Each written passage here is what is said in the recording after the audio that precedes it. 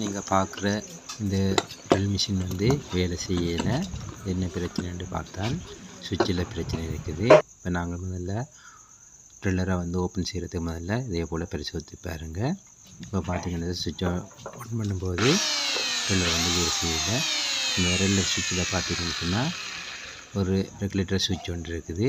அந்த ரெகுலேட்டரை நாங்கள் இதே போல் திருகும்போது வேலை செய்யக்கூடியதாக இருக்குது.